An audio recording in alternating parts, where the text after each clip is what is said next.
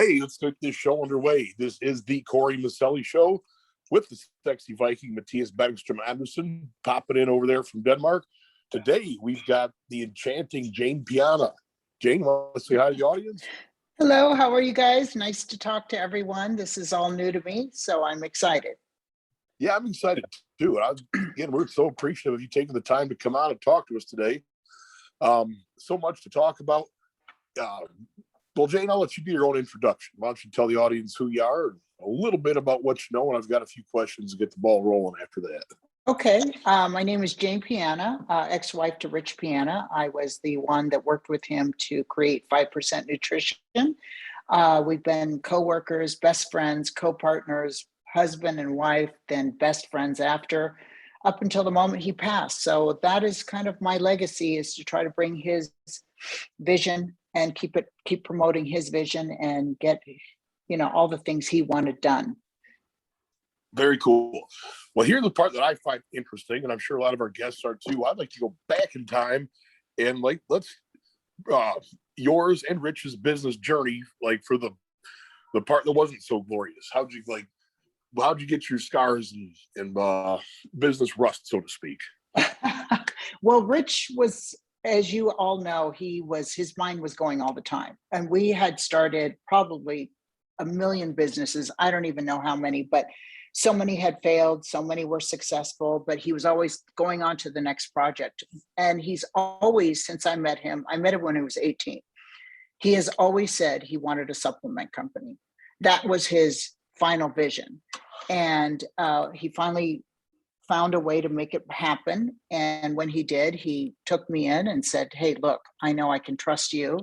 Even though we're divorced, I know you're a good business partner and we've always worked great together. So he asked me to help him, and I did. And for the first 4 or 5 years, we worked every single day, 7 days a week, 12 to 15-hour days without any income. We took the money, every cent we made in the company, we reinvested in the company, and he and I both took zero income. We didn't have any money from the company. We just wanted. Oh God, that was 2010, 11, 12, 13, 14, somewhere in all of those years. Okay. Yeah, Rich had, his personal training business and this and that. And he asked me to quit my work to put 100% time into this company. So having done that, I actually, this is so weird because we were divorced. I moved in with Rich and his girlfriend at the time, and I had the back bedroom so that we could conserve as much money as possible. So we didn't have 2 or 3 homes that we were maintaining. So this way, Rich and I and his girlfriend and I, we all could just survive on the minimum amount of payments and invest all the money back into the company. And that is exactly what we did until we could get to the point where the apparel line became successful enough that we had the money to put into the supplement company. And then the supplement company took off from there. And we moved it to Florida, where there was, it's cheaper to have all of the supplies and warehouse and everything. Taxes is cheaper, rent's cheaper, so on and so forth. And that's exactly what we did. And then after that, slowly, I remember when I got excited because I was getting $10 an hour, working 14-hour days. Right.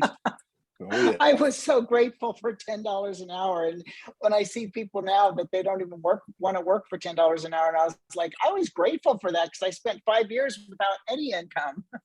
Exactly. Well, when you the first products, the first things you launched with the nutrition company, what were they? I mean, I'm a little bit familiar with 5% Nutrition, but I'd like to know a little bit of the detail on how it started. I find it pretty fascinating. So what were your first product or products?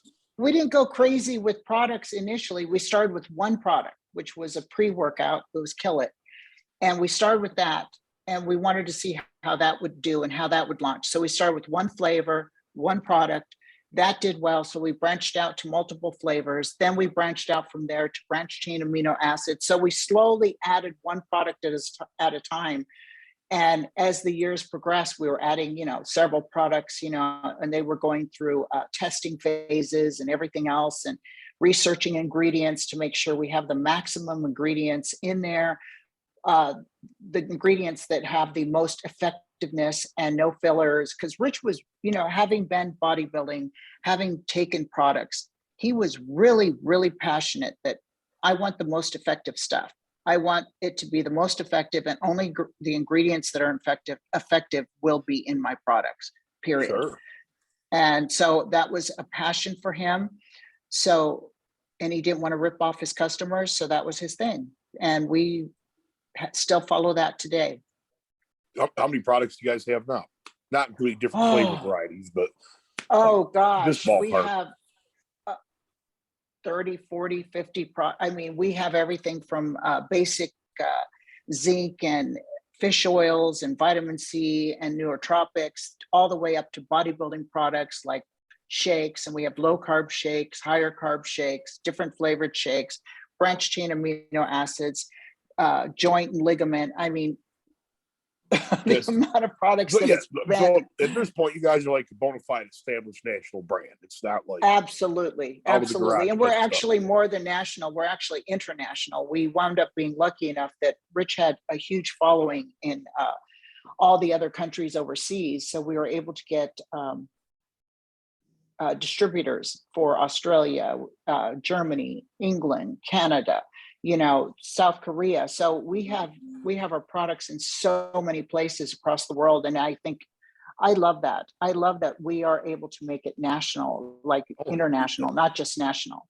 Yeah, that's totally kick-ass. I love that too. Okay. When was Rich's passing? What was his what? No, when did he pass away? The exact day? August 2017. Yeah, August 2017. I'm assuming the company was on an upward trajectory.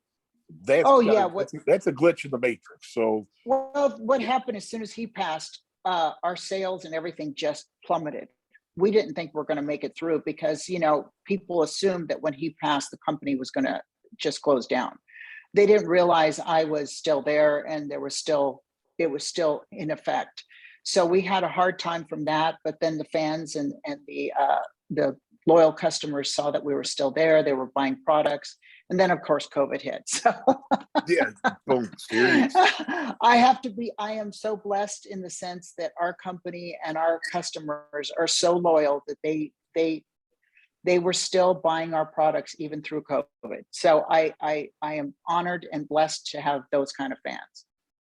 Yeah, from like what business moves and bobs and weaves did you make to keep things like flowing through COVID? Because one aspect of my business really took a hit. I just basically pushed the pause button and did some other stuff.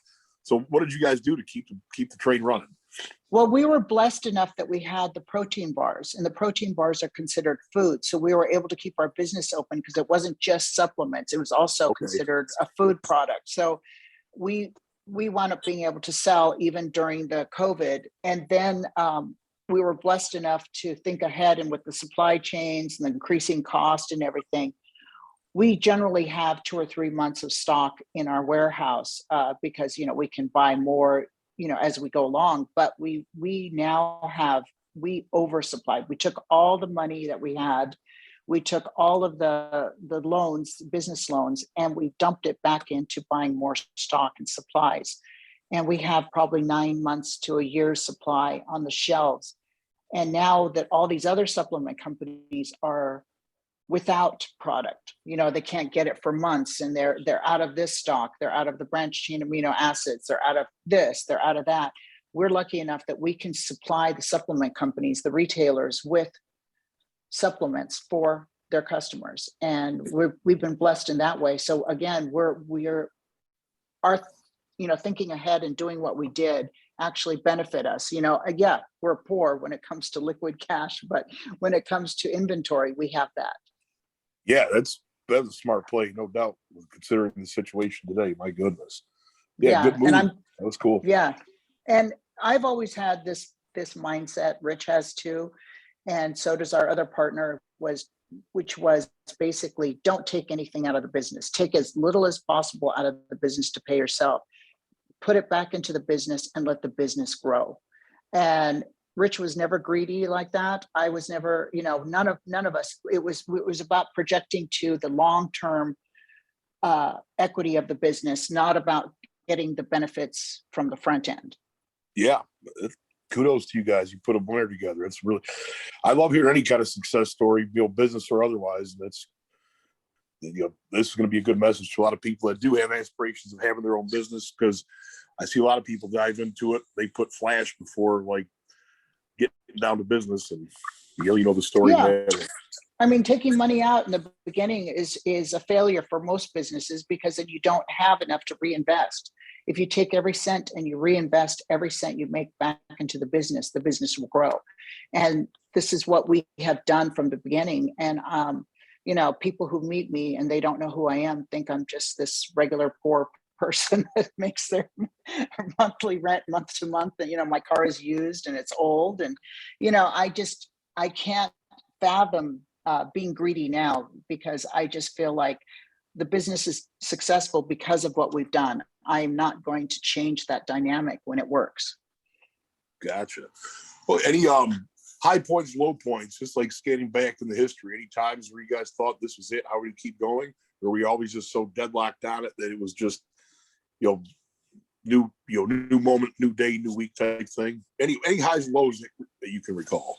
Well, we've been blessed because Rich has started multiple apparel companies and we had started so many businesses before. We had 8 rental properties in Texas that we did that. He had invested in the stocks and done daily trades, and he had gone through so many different hats and so many businesses. I think that when we finally got to this business, we had a little bit of a successful formula that we had, from all our previous failures, we had learned what we need to do to avoid those same mistakes. And because of that, this company finally, after 20 something years, we finally found a way to make it work. Everything else we'd started, did well, and then failed. And then we found mistakes. We started something else. It was just something, mistakes, but we lucked out on this one. The trajectory was pretty consistent, not always straight up. Sometimes we kind of, got a little bit of business and such, and then slowly just wound up being kind of in the even keel, and then it went up a little. So we've been lucky that way. This business was the one that took off and kept growing. But we've had so many that didn't. Yeah, People think Rich started from anywhere. They're like, "Oh, he came out of nowhere." And I was like, "No, he's been doing this for a long time." Right. I've heard the saying, most overnight successes take 10 or 20 years, so. That's pretty much how it worked. Yes. Yeah, I've got a business advisor, like, if there's like me in years past, come to him whining or bitching about, some kind of bump I took. He's like, "Great. What a cheap lesson to learn." I'm like, cheap lesson. Okay. He's like, "Just think you had to pay for that." I don't know. He'd always like put back your whole bit, your whole experience moving forward. Some of the chapters are a little painful, but there's always like very, very potent and powerful lessons to be learned. And your guys' story, it substantiates that claim completely. Yeah, when people say that things just happen overnight, no, it's never. I mean, maybe some people have that luck where they start something and it just takes off. But for us, it was a learning lesson. We had to make a lot of mistakes and have a lot of businesses started that we failed at. And that was okay, because everything taught us how to do it better the next time. Right. All right, Rich Piana, the bodybuilder. Any thoughts or comments or any stories on that level? Well, Rich Piana, the bodybuilder, that was his passion. When I met him at 18. He'd been competing since he was 15. He always wanted to be a bodybuilder. He always wanted to do that. It's something he just never lost sight of, no matter what. That was his passion. His love was the gym. And I have to say, he did the best he could. I mean, he probably could have went pro, because there's people that he competed against that he used to beat, 1 or 2 placings every time he compete against them. They wound up eventually turning pro. But I think Rich, as much as he loved the thought of being pro, I think he knew it was kind of a waste of time, not in the sense of for his passion, but if you want to be successful, you're going to put a lot of money and effort into getting into bodybuilding, and they make very little money. Only the top people that win the competitions make money. So mostly you're just spending thousands and thousands of dollars traveling around, and you don't make money. So eventually he chose business over competition. Oh, sure. And for anybody listening, if you don't know who Rich Piana is, you're just listening to this, you're hearing about Rich for the first time, just do a quick Google search. You won't know that he wasn't a pro by looking at him. I mean, he certainly looks the part. For 99.9% of the population, he might as well have been a pro bodybuilder, because the average Joe walking around the street is going to see Rich, or a guy like Rich, and to them, that's a pro bodybuilder anyway. So kind of splitting the hairs at that point. For the I got yes, and I got very distorted on because I was around Rich since he was 18, and he was, and then we started dating when he was 21, and because he was such a big guy and he just kept growing and growing and growing, I started thinking that was a normal size man. Right, I hear you. And then I would go places, they're like, and I'd meet someone, they're like, oh, my man works out, and and then I'd meet their husband. Why is he so their tiny? boyfriend. And I'm like, oh, he looks like a male model, a GQ. Yeah, he looks like a gymnast. He has a body of a gymnast or something like that. And I had to. It wasn't until we separated that I kind of was like, wait a second, that's not a normal sized human. Right. What was Rich at his biggest? How big did he get? Or is that like details not really that in tune with? No. He got up to around 300. I think the heaviest he got was like 310 or 312. He was obsessed with making 300. And I remember when he finally got to 300 pounds, it was when we were on a cruise, and he was eating as much as he could. And he finally reached 300 pounds right toward the end of our cruise. He was so excited. That's hilarious. I've always actually told people that if you really want to lock down and gain some weight, take a cruise. It's funny you mentioned that, because I've told people that over and over again, because it's pretty conducive to eating a lot. Exactly. And what I had posted online too was his eating schedule when we were on a cruise is to get up in the morning, do some cardio on fasted stomach, then have the breakfast buffet at 6 a.m., then have the sit down formal breakfast at 9 a.m., then have the lunch buffet at 11 a.m., then have the formal lunch at 1 p.m., then have the afternoon snack buffet bar at 3 p.m., then have the 6 p.m. buffet, then have the 8 p.m. formal sit down dinner, then go to a restaurant around 10 or 11 o'clock at night, and then go back to the stateroom and order room service. My goodness. Yeah, that's get it done. Yeah. And he trained twice a day in between that, and it was just hysterical, because the cruise was his favorite place, because there was tons of food, whatever he wanted. They custom made everything for him, because once he got on there and the cooks and the chefs saw him every day and what he wanted, they just started preparing things that he wanted ahead of time. And that was his favorite thing to do. And I remember the first cruise I went on with him, I was trying to keep up with him eating wise. I can't. Yeah. I mean, I had just met him, so we were kind of new, so I hadn't quite figured out how to do this. So every meal that he sat down on, I'd have a bite or two of this and that. Well, I gained 17 pounds in a week. Holy smoke, I'm impressed. Yeah, it was all a lot of water, because when I got back within 3 days, I lost 14 of it. But it was just, that was how much water retention and bloat I had. And after that, I learned you just have to sit with him. You just keep him company and let him feed his face. You don't have to put it in my face. So after that, I remember one cruise we went on, every time around 10, 11 o'clock at night, we'd go to this restaurant, and the girl would order his meals and say, what would you like? I said, oh, nothing. So toward the end of the cruise, she came with a big plate, and with chocolate syrup, she put nothing, powdered sugar, and a strawberry. And she goes, here's your plate of nothing. That's hilarious. Yeah, it was great. What did you ever get involved in any kind of high level fitness or bodybuilding yourself, Jane? Or what was your workout? No, I've always trained with him. We met at the gym, and we trained all the time at the gym, and we would see each other for a long time. And that's how we kind of got together, is because I noticed that he trained as intensely as I did. I never wanted to compete. I just loved the gym. I love training. I love pushing myself. And at that time I was powerlifting. So Rich was Oh, freaking cool. out because I was squatting 375 for 3 reps of 10, 3 sets of Holy 10. And smoke, Jane, that's I awesome. was benching 225 for 3 sets of 10. And you just don't see girls Damn. going in there and just doing that. I mean, just out of nowhere. So Rich was like, whoa, this girl is crazy. Yeah, that's awesome. I had no idea you were that strong. I want to know more about your powerlifting numbers then. Just take a few minutes and tell me about it, please. Well, those were the highest numbers. I never did, how people do 1 rep max and they Yeah. get their You were maximum rep. repping 1 rep maxes for 10, evidently. Well, my thing was trying to get as strong as I could and rep it out for sets, because that was my goal for myself. I challenged myself. So like I do pull-ups.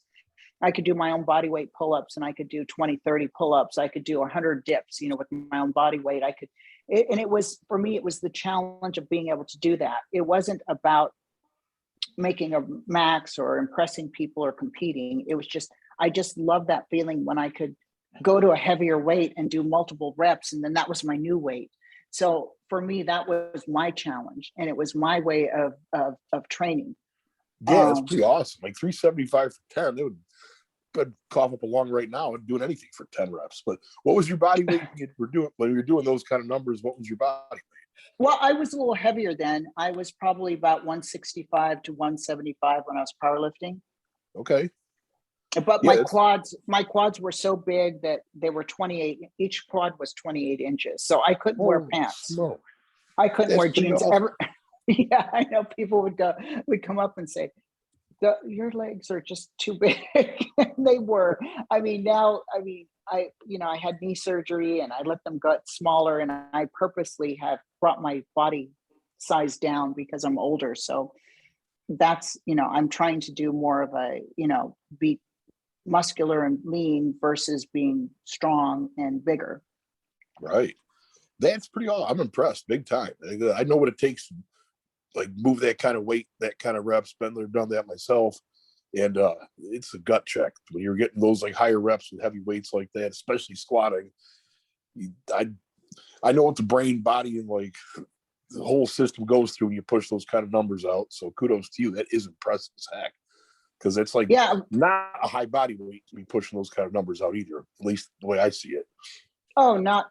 Yeah, I never got that big. I mean, I got hugely muscular, but I wasn't, super heavy when I was doing those weights. I just love the strength. I've always, being half Asian, I don't know if you know this about Asians, but for their height and weight, they generally are way stronger.